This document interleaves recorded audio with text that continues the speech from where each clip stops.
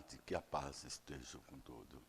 Sempre confesso que aqui, quando eu venho, parece que aquele tumulto, que embora eu sou de uma cidade vizinha, ele desaparece. Não é uma novidade, mas parece que há alguma coisa aqui que balsamiza, que deixa a gente mais sereno. A responsabilidade que aqui a gente tem é somente de vínculo, de amor, e isso é saudável. Eu me sinto bem. É isso que eu queria confessar, senhoras e senhores. Me sinto bem com todos vocês que aqui estão. E a lição de hoje faz nos lembrar mais uma vez da responsabilidade daquilo que Jesus nos deixou. O compromisso que nós temos, principalmente aqueles que trabalham com a casa espírita, mesmo aquele que vem assistir uma explanação evangélica, a partir desse momento, que não sabia, passou a saber, então você é responsável por cada atitude, por cada palavra, por cada pensamento. É justamente a partir desse momento que muitas situações se tornam mais doloridas para nós, porque nós sabíamos. Então, ele é duplicado a responsabilidade. Quem não sabia, as coisas ficam mais fáceis. Então, ele pode até aliviar a consequência da sua atitude. A nossa responsabilidade, nós poderíamos lembrar até pelos conhecimentos que tivemos de nossos avós, de nossas mães, até das nossas vidas anteriores, nós poderíamos lembrar a mensagem que aquele nos trouxe o Senhor e Mestre Jesus. Vamos relembrar um pouco disso para poder entrar no tema que nós temos hoje aqui. Recordamos que a época que Jesus esteve aqui, nós tínhamos praticamente, principalmente naquela localidade, duas facções morais. Uma era os romanos, com seus deuses e tudo mais. A outra eram os judeus. Não aceitavam nada, mas havia ali uma sociedade conveniente entre os dois para que se pudesse viver. Por outro lado, os judeus esperavam alguém, um Deus que realmente pudesse dar força para ele dominar toda a terra. E aquele conceito que eles tinham. E esse Deus, então, ele deveria ser poderoso, deveria ser uma pessoa que impunha, que exigia. Assim, eles imaginavam que deveria ser o Messias, o enviado. E Jesus vinha num mundo que precisava muito esclarecimento, muita luz. As pessoas tinham somente aquelas duas morais, a romana e a judaica. E toda criança, todo espírito que nascia naquela época não tinha outra formação para ele. Mesmo que ele fosse um espírito, vamos dizer, um Sócrates. Um Sócrates tinha uma moral idêntica à moral cristã. Tanto é que ele tinha esse comportamento, essa missão de preparar esse campo. Se ele não fosse forte, um espírito elevado como ele era, ele se desregraria por aquela sociedade. 400 anos antes, talvez os deuses, e quem sabe até aquela formação judaica. Os pais não estariam preocupados com outras coisas dessa criança da época que Jesus veio. Ou ele era uma formação judaica, ou então a criança iria adorar um Deus, ou ia esperar o Messias de acordo com o pai ensinou, poderoso, de espada, que iria dominar a terra, e aqueles que não fossem diante daquele comportamento, eles seriam afastados.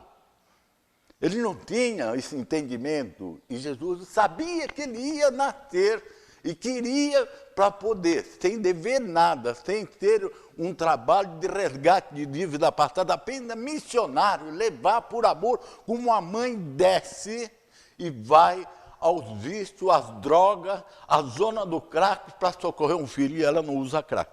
E ele veio. A mãe sabe o quanto ela vai sofrer. Jesus veio, sabia quanto ele ia sofrer. Ele sabia que a incompreensão mesmo do seu apostolado seria grande. Ele sabia de tudo isso. Mas ele sabia, porque ele amava. Ele nasceria num lugar onde ele não iria encontrar o amor, tudo iria amar. Num lugar que todos iriam compreender. Ele não sabia que ele não ia num lugar que ele seria querido por todos, bem recebido e com homenagem. E Jesus nasceu. Eu acho que a sua trajetória é conhecida de todos nós. Mas nós perguntaríamos então, confrontando a esta época que aqui relembramos, e a de hoje. Será que nós já estamos tão preparados ainda, agora, embora a tecnologia avançadíssima, o lado intelectual, o homem desenvolveu o máximo que podia nesse planeta. Mas e a moral? O que nós adoramos ainda? Seria o mesmo bezerro de ouro que aquele que esperavam, não é, descer das montanhas com os 10 mandamentos que eles montaram? Sim, poder financeiro é o bezerro de ouro. Todos que priorizam a finança, o poder, ele é o bezerro de ouro. Porque para as pessoas, quando assim vive, o que é mais importante para ele, isso daí passa a ser o Deus que ele deveria ter na sua vida e o seu aprendizado. Os pais também são assim, seria ainda o dinheiro. Seria a vaidade, vamos supor. Porque tudo isso predomina na nossa vida aqui, tudo isso é o que existe e é a preocupação do ser humano. As vaidades, o orgulho, o egoísmo. Raramente, em alguma família, podemos até contar, então, aí os santos em relação aos 7 bilhões de humanos, são poucos aqueles que vivenciam e esperam um mundo melhor, cristão, virtuoso, que ele sabe que ele deveria buscar essa virtude. Então, daí o fato daqueles que têm uma casa, que seja a casa espírita, que seja uma outra casa religiosa, outra católica, evangélica, não importa, há uma essência cristã dentro dela. Se ele assumir com responsabilidade, ele tem os pais, os mais velhos, ou mesmo as crianças, os novos espíritos, eles deverão ter nos pais o exemplo daquilo por qual ele veio. Aprender e vivenciar aquele ensinamento. Porque os pais têm, mas se os pais priorizam, e eu vou lembrar dentro de uma história para as senhoras e senhores, se o pai prioriza aquele comportamento, haverá uma consequência na atitude dessa criança, pode não ser agora, mas no futuro. Porque eles vão copiar. Vão realmente, porque não tem outra lição no que o pai fala. Ele pode até falar, mas a criança busca muito mais, esse espírito chega agora, aquele que o pai faz. É isso que ele vai ter de exemplo. Então, se ele não tem uma formação verdadeiramente cristã, ele não será um cristão. Embora hoje tivemos várias religiões, depois que Jesus retornou, começando por Jesus, autêntico e verdadeiro, o homem transcendental. E as religiões, da maneira que puderam, da maneira que ela assimilou, ela transferiu para frente. Alguma muito mais próxima da verdade. E chegou agora a terceira revelação, que nos traz a essência do cristianismo. Então, a responsabilidade agora na terceira revelação, ela é muito maior para aquele que buscou, aquele que foi convidado pela dor, aquele que teve um sofrimento que não teve solução na vida material ou mesmo em outra religião. Ele desalentado, sem condições de entender o porquê, tanta gente com saúde e ele não. Então ele busca o último recurso.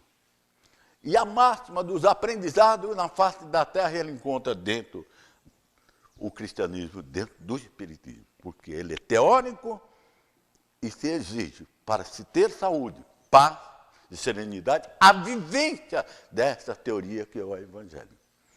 A responsabilidade a partir desse elemento que se sente em paz. No primeiro dia que ele chega, ele sente uma paz. Se não é verdade, podemos ver isso. Senhoras e senhores, meus companheiros, trabalhadores da casa, vejamos o primeiro parto. Eu, por exemplo, o primeiro parto meu não foi verdadeiramente numa casa espírita, mas foi comum com as senhoras e os senhores.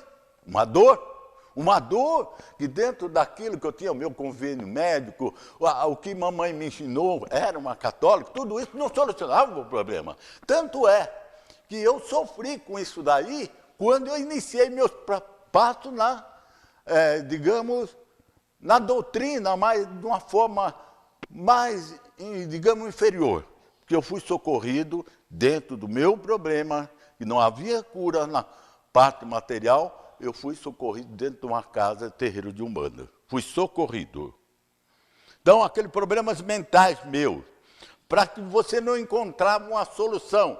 Mamãe católica fervorosa, era perigoso me colocar no manicômio. E ela já pretendia.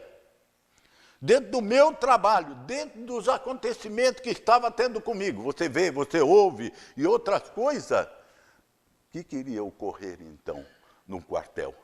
Seria exonerado? Ou entraria na 7ª enfermaria que trata de louco? Está muito certo, porque o espírita é louco. Mas eu não sabia que era espiritismo. Então, qual o recurso? Conto para as senhoras e senhores que tínhamos aqui um cristianismo. Vamos ver qual era o cristianismo. Mamãe e outras coisas sabia quem estava comigo era o demo. E como é que eu faço agora? O demo. E eu me lembro que, de repente, uma pessoa vendo-se quando eu me levou, para uma pessoa maravilhosa, um pastor, e ali também as coisas foram piores. Não encontrei amparo. Eu tinha uma senhora que encontrava sempre comigo. Você está ruim, está mal, saravá. Eu falei, meu Deus, o que é isso? E fui, e fiquei com trauma, não conseguia trabalhar. Imediatamente pediu a licença, porque eu sabia que aquilo existia. Eu sabia que aqueles vultos eram uma realidade. Não era... naquela época eu não bebia, mais tarde que eu bebi, né? Mas aquilo não tinha como se explicar, não poderia me chamar de louco, porque era uma realidade. O pensamento, ouvir voz, era mais do que uma verdade. Embora eu não soubesse que eu era surdo, mas eu escutava o que os outros não escutavam, uma voz dentro de mim. Pelo teor do meu comportamento, do meu pensamento, eu não podia ter uma voz doce, né? Então eu tinha uma voz equivalente ao que eu era. Palavrões e outras coisas, e xingar. Peço a vocês, qual o recurso que eu tinha? Eu fui no último caso. Aquela senhora que dizia saravá, eu saía correndo quando ela falava. Ele só tem essa que olha para mim e ainda fala alguma coisa. Entrei de licença-prêmio e procurei essa senhora. Olha, a senhora falou, eu estou dizendo, eu sabia que você vinha, filho, vamos embora, me levou. No que levou, eu senti uma diferença enorme. Então, meus primeiros passos dentro dessa doutrina maravilhosa foi nesse degrau. E porque você avança, vamos dizer, tecnologicamente, intelectualmente, você não fica parado nas coisas, você é curioso. Então você quer saber quem é que mexeu com a sua mão quando você não queria mexer?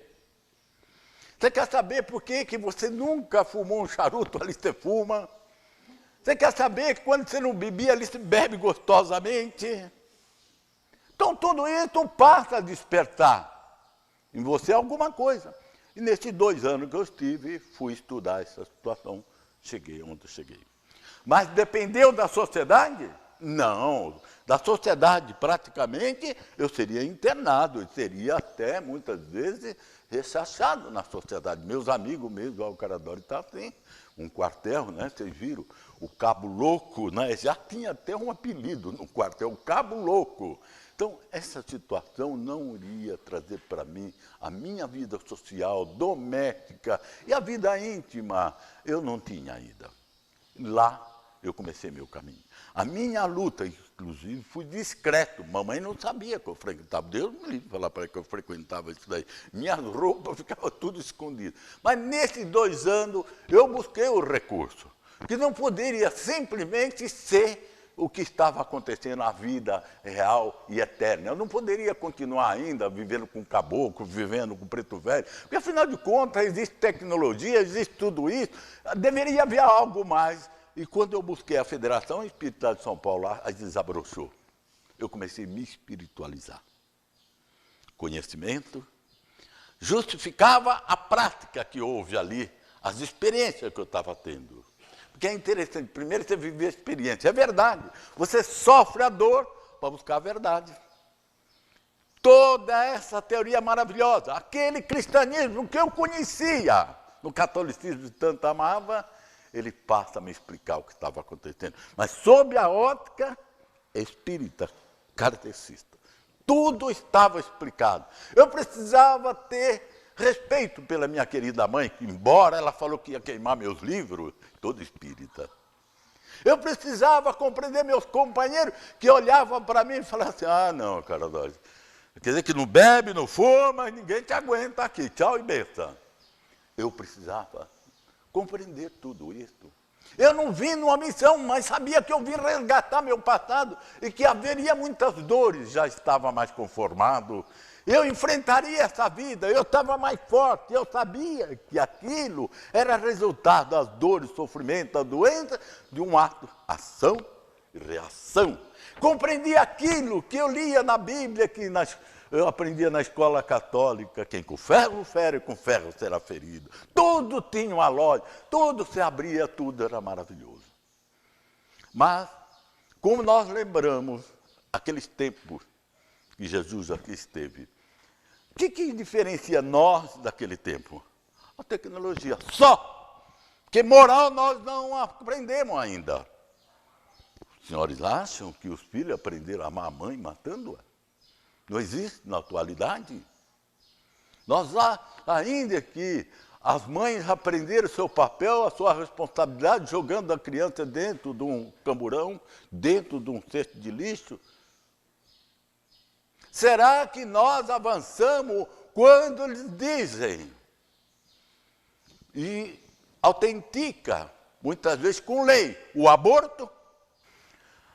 Uma senhora faxineira do metrô achou uma bolsa, $30 mil. Não sei porquê, é bem possível que ela tenha uma formação moral avançada. Publicamente, discretamente, não contou para ninguém. Ela foi na delegacia, entregou. O delegado ficou surpreso, mas é lógico que um delegado fica surpreso, né? É o primeiro. Porque todos que vieram aqui veio reclamar porque aquele roubou, essa vem devolver. E o delegado recebeu, fez recibo, e parece que havia um repórter de plantão, espalhou-se a notícia, aí te interessaram muito mais. A mídia vive disso, ou da desgraça, ou de algo que chama a atenção, de uma deficiência que nós temos ainda. E fizeram, então, a mídia, foi a Globo, fez ali uma pesquisa na TV. Você devolveria ou não? Ninguém precisa se identificar, porque quando é escondido, nós faz qualquer negócio, né? A gente só não se identifica. Nossa, quanta coisa escondida a gente faz, não? Então, fez a pesquisa. Quem devolveria telefone X? Quem não devolveria telefone tal? Ele foi sincero. Também é o único momento. 80% não devolveria. Essa moral que nós temos? Será que nós fizemos outras pesquisas relacionadas a uma virtude? Qual seria a contagem de pontos? Pensa bem, reflitamos isso. Vocês que hoje buscam esse conhecimento, como nós também estamos buscando, não tem ninguém aqui mais do que os outros, teremos toda a dificuldade, como Jesus teve. E vamos aqui, então, entrar no tema já, só para nós termos uma ideia como será a nossa caminhada. Porque muitas pessoas acham que chega aqui, tira com a mão, não chega. Para se curar, você tem que fazer uma reforma íntima. Você tem que se regenerar. Até porque regenerar é uma palavra muito gostosa. Porque o próximo passo dado no planeta Terra será um mundo de regeneração. Então você precisa ter esse título, mas não como comprado, como se compra aí os diplomas da academia, do Enem e outras coisas. Vivenciado, você precisa fazer uma reforma íntima, você precisa tirar esses vícios tão comuns em nossa sociedade, vivenciar aquele ensinamento que Jesus trouxe e viveu para nos mostrar. Então, vamos aqui dar uma olhadinha, só para se ter uma ideia. O nosso tema hoje, tenhamos fé, isso deixou-nos Senhor e Mestre. Vou, quando ele partiu, disse aos seus discípulos, vou preparar-vos lugar. Esse lugar seria uma escola, um hospital, que é o planeta Terra, muito melhor do que o atual. Mas quem deveria fazer isso seria nós. Mas eu dou um consolo, até pessoas me perguntam, Caradori, como é que eu vou poder ajudar a consertar o mundo do jeito que está? Já fiz tudo. Eu já não consigo nem viver na família, porque eles não me aceitam na posição que eu estou. Não consigo viver com meus amigos, porque eu já não vou mais no boteco com eles. No meu trabalho profissional, eu sou um trouxa, porque eu fico aí perdoando e amando e compreendendo. Como eu vou consertar esse mundo? Mas o mestre deixou uma palavra para esses realmente que querem. Nós poderemos, na casa do Pai, ter uma das moradas, como ele prometeu. Se aqui houver incompatibilidade daquilo que eu desejo, nós iremos morar numa das moradas maravilhosas que tem lá. Ou por que não? Esse mundo irá, dentro desses próximos 100 anos, possivelmente, entrar nessa fase de regeneração. Eu, regenerado, eu continuarei nesse hospital escola e vou me aperfeiçoando aqui mesmo. Mas vejamos o que nos deixou como herança Jesus, para que nós possamos hoje nos preocupar. Porque achamos que não fazemos, não se achamos responsáveis pelas guerras, pelos problemas das doenças, ebola, AIDS e outras coisas. Isso está no homem, não está assim uma situação colocada gratuitamente. Isso é consequência da própria atitude do homem. E se nós melhorarmos, essa situação também não vai desaparecer da face. É lógico que vai desaparecer. Mas digamos que os outros não queiram, faça você que desaparece da sua vida. Será que é verdade, se eu melhorar, desaparece da minha vida a doença e outra coisa? Olha, pode desaparecer o karma no seu lado integral, mas se suaviza, suaviza. Você tem exemplo disso, Caradori? Eu vou tentar mostrar para as senhoras e senhores. Espero que as senhoras entendam. A nossa querida Madre de Calcutá morreu de que doença, hein? Chico Xavier morreu de que doença, hein? E ela viveu entre os mais doentes da vida, a Madre de Calcutá na Índia, e esteve até inclusive no Brasil. A irmã Dulce copiou esse personagem maravilhoso. Morreram de idade avançada, deterioração dessas nossas células cansadas. Não de uma doença que impunha um final na sua trajetória. Mas o que fez ele viver isto? O que fez ele viver isso é essa reforma íntima que eles fizeram. Queira ou não queira, eles procuraram ser cristão. Não importa que o vizinho, ou a sua família, ou aquele mesmo que ele fosse menosprezado. É evidente que Jesus, nós vamos um pouco mais longe hoje aqui, eu não quero passar, prometo que eu não passo do horário. Meus irmãos, vamos, eu tenho que falar, não posso entrar no tema. Eu preciso explicar para vocês, porque o tempo corre, não há espaço para deixar para quando ficar velho, toma cuidado com isso, viu? Porque depois que ficar numa cadeira de roda, depois que o Alzheimer chegar, depois que chegar o cansaço, depois que não dá vontade mais para sair, depois que chegar a gota, depois... Não adianta vir justificar. Tudo isso existe porque você não buscou essa verdade. A Madre de Calcutá, como todo um de nós, e mesmo o criminoso, ele tem um comando que alimenta cada célula, é o espírito. A sede dele no corpo, o espírito, a sede para comandar esses órgãos, cada célula que tem a manutenção comandada por ele, é o cérebro. Ele divide em 2 lobos. E ali faz parte a parte intelectual, a parte moral. Se isso daí, ele que dirige cada célula, ficar zangado, ficar magoado com tudo, ficar com raiva, ele gera energia para cada célula. A célula, cada uma, depende dessa energia. Ela é um ser vivo.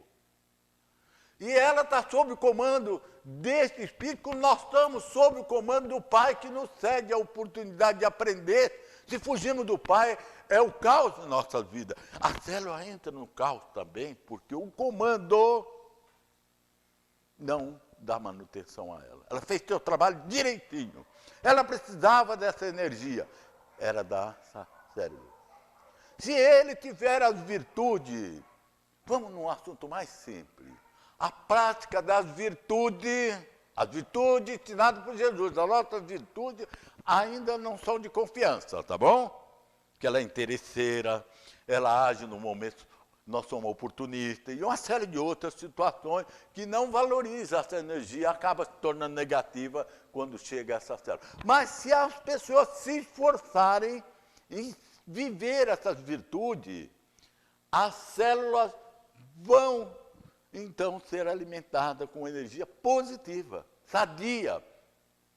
Ontem à noite estávamos conversando isso dentro do nosso trabalho, e foi muito claro, explicado por Joana D'Angeli. Você conhece, né, filha? Então, tá bom. Então, imaginem vocês a responsabilidade que nós temos daquilo que Jesus nos deixou como herança. Qual é a nossa preocupação? O que vai ocorrer conosco? Não haverá uma varinha mais. Mas o teu esforço pode suavizar seu karma.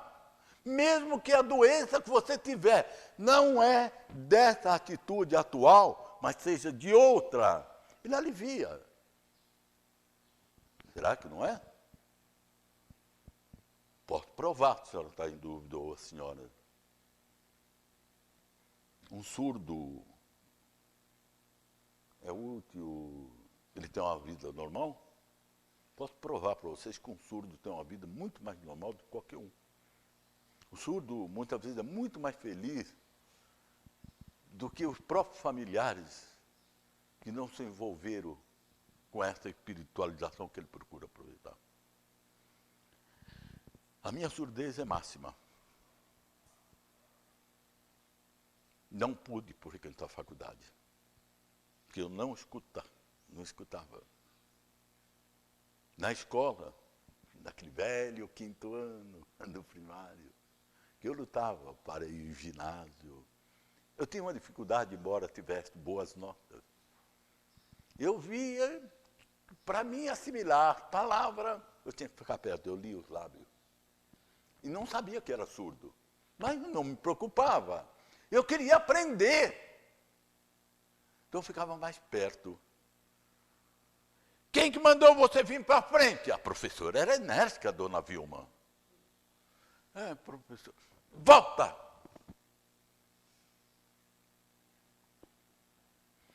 Puxa, sempre eu, né?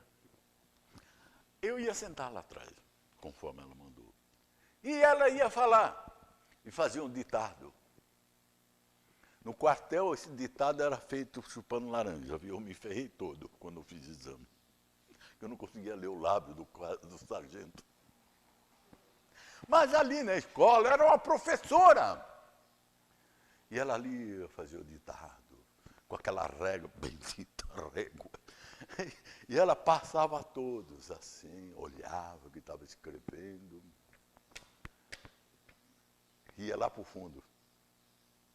Ela me chamava de Raimundo. Ai, meu Deus, como é triste, não? Meu nome, me acostumei muito com o Caradori, com o José. Com o Raimundo estou com uma dificuldade, mas tudo bem, não é preconceito. Talvez uma lembrança do passado cria esse trauma na gente, como o medo faz, e a gente não sabe por quê, possivelmente me suicidei da altura, hoje o medo das alturas é terrível. Então, sentado lá atrás, ela ia lá. Não foi isso que eu falei, eu estou frito. Se eu fico, ela me bate. Se eu venho, ela quebra a régua na minha cabeça. Foi minha vida, na vida doméstica. Eu falei com você, filho. Por que você não me ouviu? Meu pai. Pai, eu não ouvi o senhor falar comigo.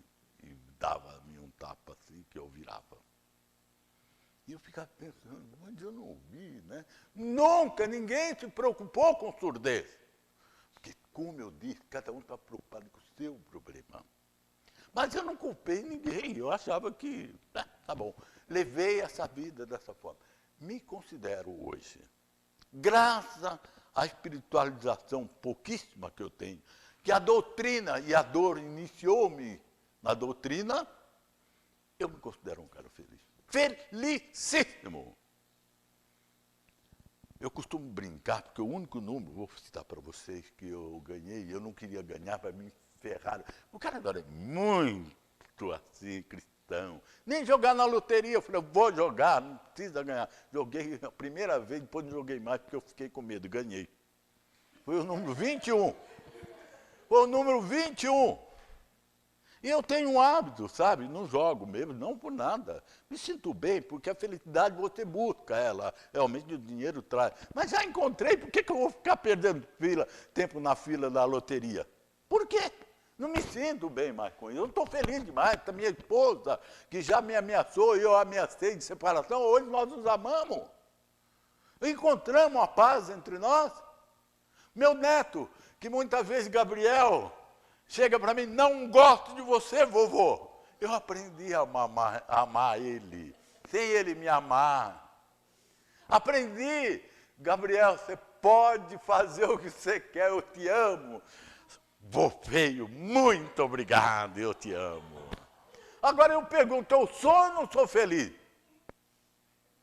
Você já pensou, vocês também estão no mesmo idade que eu, o netinho fala assim, não te amo, não dói. Para mim não dói, não é porque eu sou sem vergonha, não, porque eu sei por que ele não gosta de mim. Eu vou contar esse segredinho para vocês. Quando eu abraço a minha esposa, vou tirar a mão dela. Deu para entender por que isso? Parabéns, eu sei que vocês estudaram, sabe. Mas vamos então para encerrar. Sabia, tenhamos fé, vou preparar-vos um lugar para aquele que for fiel àquele ensinamento, para aquele que vivenciar seus ensinamentos, que há 2000 anos nós estamos aprendendo. Sabia o mestre que até a construção do reino divino na terra, mundo de regeneração, beleza, hein? Que escola maravilhosa, aonde você passeia, aonde cada um que te olha é um sorriso real e verdadeiro, aonde cada um que te encontra te abraça de uma forma realmente verdadeira, não há hipocrisia. Quantos o acompanhasse nas lições que ele deixou, viveriam na condição de desajustado. Todo aquele que quer ser cristão seria desajustado numa sociedade que só vivencia os vícios, o ódio, a violência. Ah, eu te amo. É um bocó mesmo. Ele ama o inimigo dele. O neto já xingou ele, ele ama o neto ainda. Meu filho, muitas vezes, chega, não fala isso para o vô. Deixa ele falar que ele tem direito, tem suas razões para isso. Prosseguindo. Efetivamente, o cristão leal, quer dizer, aquele que acompanha, vive aquele ensinamento, este é o verdadeiro cristão. Em toda parte, raramente recebe o respeito que lhe é devido. Ninguém entende o fato dele ter. Passei 40 anos, me transformei muito nesses 40 anos. E encontrei uma pessoa, depois de 40 anos. E ele chegou aqui em Atibaia, cara, adoro. Eu falei, nossa, o cara lembra mesmo, 40 anos. Que felicidade a gente vê. Naquele tempo que nós se encontrávamos na rua São Bento, ou o Largo do Aru. Ele falou, cara, adoro, vamos aqui comemorar esse encontro. E chegamos, entramos aqui em Atibaia, e ele pediu uma cerveja e 2 copos. Uma Guaraná Diet. Tem gozador aí, né, cara? Até o mesmo, né? Eu vou tomar uma Diet. Não, peraí. Você não vai falar que não bebe. Eu falei, não, sabe o que é? Eu estou querendo fazer regime, olha, 100 anos fazendo regime. E eu estou tomando Diet. Eu falei, não, você ainda está vermelho, você não vai querer me enganar. Eu falei, me permite, Arthur, eu gostaria de beber minha Guaraná, se eu tomar uma cerveja eu caio. Ele falou, não, vou embora porque eu não vou ficar junto comigo. Foram muitos amigos que não viveram mais comigo. Então, a gente hoje vive esse mundo e ele não vai ter esse respeito, essa situação na nossa vida cheio de rosa. Ele ainda vai encontrar, porque o mundo não está preparado. Ele poderia e deveria estar preparado. É nós que temos que preparar esse mundo, essas crianças, as pessoas que convivem conosco, socorrê-lo, compreendê-lo e auxiliá-lo. Por detoar quase sempre essas pessoas que buscam ser cristão, da coletividade, ainda não completamente cristianizada, a nossa sociedade não está. Essa pessoa que deseja um ser cristão sofre as descaridosas opiniões de muito que não concordam com esse comportamento. Se exercita essa pessoa a humildade, é tido a conta de covarde. Se adota a vida simples, modesta, é acusado pelo delito de relaxado. Ô, Cradói, você não pode parar de comprar no bazar de Verdade Luz, comprar uma roupa, você tem dinheiro numa loja. Eu falei, mas tem que ter etiqueta? Eu falei, tem que ter etiqueta. Eu falei, mas você também entende Verdade Luz, ó, boutique Verdade Luz. As pessoas não entendem essa situação, porque para ela prioriza a etiqueta. A vaidade é muito importante. Ela se sente bem só assim. Humildade, peraí, só na carteirinha. Mas a vivência é difícil. É difícil ser cristão. Eu pergunto para as senhoras e senhores, é fácil perdoar aquele que matou o nosso filho? Mas para aquele japonês foi. Aquele seu segurança que picou o filho dele lá, que ele confiou na segurança da família, ele foi lá na cadeia e falar para o criminoso, eu te perdoo. Ora, nós podemos também ser cristãos, não podemos? Quem tem mais mérito para ir para o céu? Eu, japonês. É lógico que eu, japonês, eu ainda tenho muito que aprender. Eu preciso aprender a perdoar. Você busca ser bondoso, carinhoso. Olha, não tem importância, você não precisa pagar. Quando der na outra encarnação, se puder, você paga, né?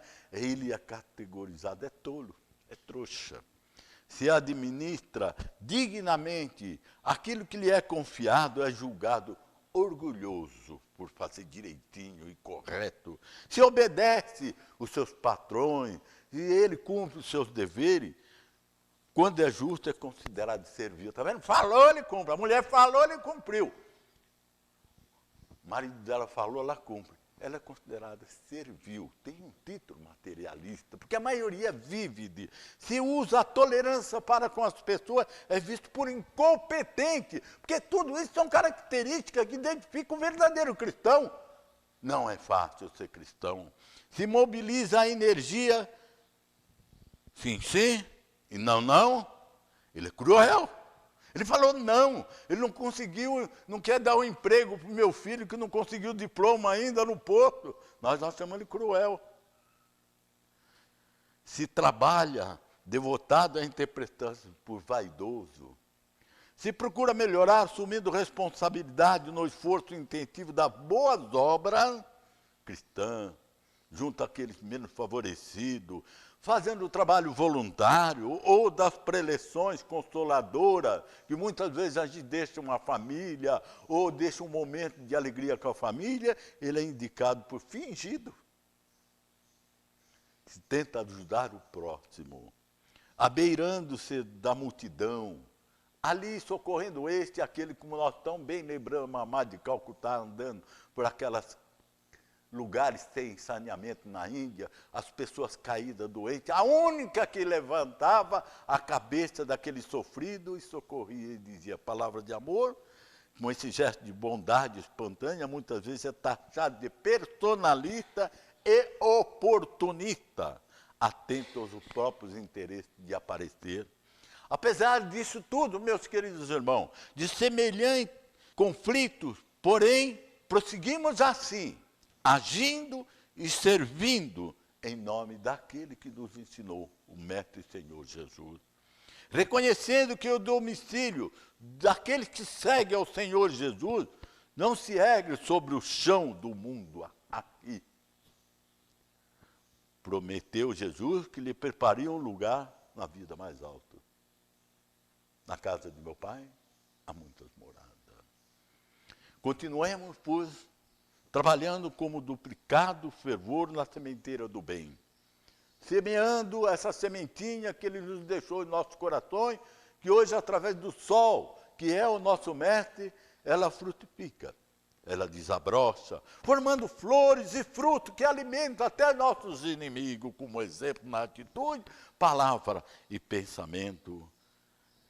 A maneira de servidores provisoriamente distanciados do verdadeiro lar, de uma paz que a gente sabe que existe. Aquela paz que quando muitas vezes a gente levanta, sente saudade de algum lugar maravilhoso, mas não sabe onde é. Saudade daquela convivência com aqueles entes amados que nos aguardam o retorno. Daqueles que anteciparam o retorno à verdadeira pátria. Há muitas moradas na casa do Pai. E o Cristo segue ainda servindo, nos abrindo as portas através da dor, nos orientando e esclarecendo, segue Ele servindo na frente, adiante de nós. Tenhamos fé, Ele é a nossa bússola, Ele é a nossa luz, Ele é o nosso objetivo. Somente esse é o caminho da paz. Eu vos dou, não a paz do mundo, disse Ele. Não busquemos aí, irmão, ela é temporária. Eu vos dou a minha paz. Muita paz. Que Deus abençoe a todos. Obrigado.